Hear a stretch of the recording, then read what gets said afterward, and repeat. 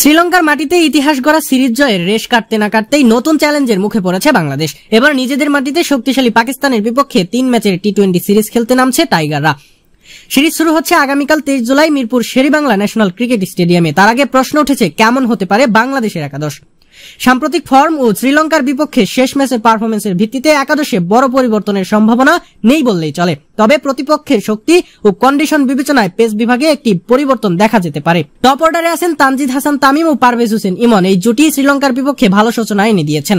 তামিমের আগ্রাসী ব্যাটিং ও ইমনের সাম্প্রতিক ইনিংস তৈরি করার দক্ষতা একে অন্যকে পরিপূরক করে। 3 নম্বরে থাকবেন অধিনায়ক লিটন কুমার দাস, যিনি ধীরে ধীরে ফর্মে ফিরছেন। গত 2 ম্যাচে রান পাওয়ায় তার আত্মবিশ্বাসও ফিরে এসেছে। 4 নম্বরে তাওহিদ হৃদয় এখন দলের মিডল অর্ডারের মূল স্তম্ভ। স্ট্রাইক রোটেট করার ক্ষমতার পাশাপাশি বড় শট খেলতেও পারদর্শী তিনি। এরপর থাকবেন শামীম হোসেন পাটোয়ারি ও জাকের আলী অনিক, দুজনেই বিগ হিটার, শেষ দিকে দ্রুত রান তুলতে সক্ষম। বিশেষ করে শামীমের ফিনিশিং রোল পাকিস্তানের মতো দলের বিপক্ষে কার্যকর হতে পারে।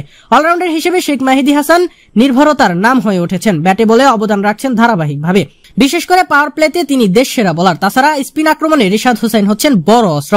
তার লেগ স্পিনের বৈচিত্র্য পাকিস্তানি ব্যাটারদের বিপাকে ফেলতে পারে। পেস আক্রমণে থাকবে মুস্তাফিজুর রহমান, সাইফুদ্দিন এবং তাসকিন আহমেদ। মুস্তাফিজের অভিজ্ঞতা, তাসকিনের গতি ও আগ্রাসন, আর সাইফুদ্দিনের শেষ দিকে ভালো বল, সব মিলে দারুণ পেস অ্যাটাক হতে পারে বাংলাদেশের। সেক্ষেত্রে শরীফুল ইসলামের জায়গায় দলে আসতে পারে তাসকিন। তবে 1 ম্যাচ আগে দারুণ করেছে শরীফুলও, তাই এই স্থানে প্রশ্নটা থেকেই যায়। সব মিলিয়ে কাল সন্ধ্যা 6টায় পাকিস্তানের বিপক্ষে লড়াই করতে নামছে টাইগাররা।